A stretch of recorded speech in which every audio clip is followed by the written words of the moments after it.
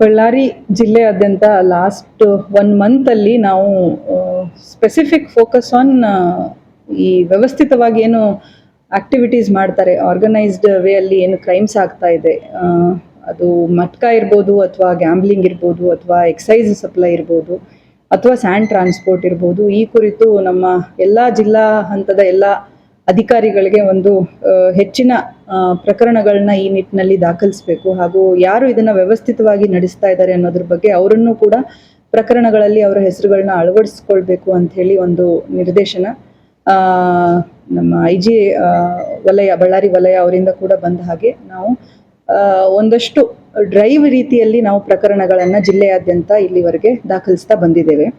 ಇದರಲ್ಲಿ ಸುಮಾರು ಕಳೆದ ಜನವರಿ 1st ವೀಕಿಂದ ತಗೊಂಡು ಫೆಬ್ರವರಿ 1st ವೀಕ್ವರೆಗೂ ಒಂದು ಮಂತಲ್ಲಿ ಸುಮಾರು 127 ಪ್ರಕರಣಗಳನ್ನು ನಾವು ಈಗಾಗಲೇ ದಾಖಲಿಸಿದ್ದೇವೆ.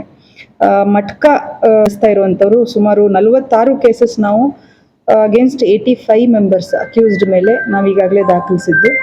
ಹಾಗೆ ಗ್ಯಾಂಬ್ಲಿಂಗ್ ಅಲ್ಲಿ ಸುಮಾರು 24 ಪ್ರಕರಣಗಳು 139 ಜನರ ಮೇಲೆ ನಾವು ದಾಖಲು ಮಾಡಿದ್ದೇವೆ.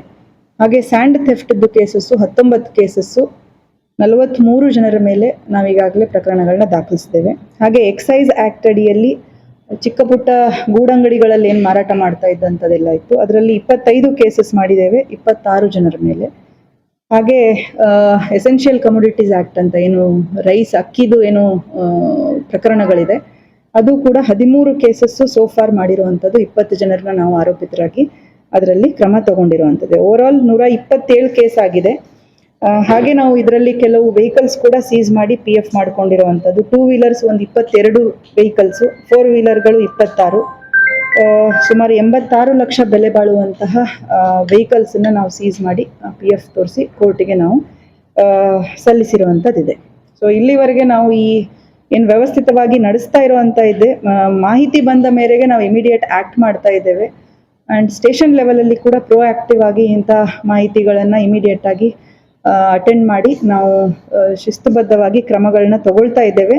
ಆನಂತರದಲ್ಲಿ ಒಂದೆರಡು ಕಡೆಗಳಲ್ಲಿ, ಬಳ್ಳಾರಿ ನಗರದಲ್ಲಿ ಒಂದೆರಡು ಕಡೆಯಲ್ಲಿ ನಾವು ಈಗಾಗಲೇ ಯಾರು ಕಿಂಗ್ ಪಿನ್ಸ್ ಅಂತ ಏನಿದ್ದಾರೆ ಅವರ ಮೇಲೆ ಮನೆಗಳ ಮೇಲೆ ನಾವು ದಾಳಿ ಮಾಡಿಬಿಟ್ಟು ಸರ್ಚ್ ವಾರೆಂಟ್ಗಳನ್ನು ಕೋರ್ಟಿಂದ, ನ್ಯಾಯಾಲಯದಿಂದ ಪಡೆದು ಮನೆಗಳನ್ನು ಕೂಡ ಸರ್ಚ್ ಮಾಡಿ ಏನಾದರೂ ನಮಗೆ ಇದಕ್ಕೆ ಸಂಬಂಧಪಟ್ಟಂತೆ ದಾಖಲಾತಿಗಳು ಸಿಗುತ್ತಾ ಅಂತೇಳಿ ಈಗಾಗಲೇ ಒಂದು 2-3 ಕಡೆಗೆ ದಾಳಿ ಮಾಡಿರುವಂಥದ್ದಿದೆ. ಇನ್ನು ಮುಂದೆ ಕೂಡ ಅದನ್ನು ನಾವು ಮುಂದುವರಿಸ್ತೇವೆ,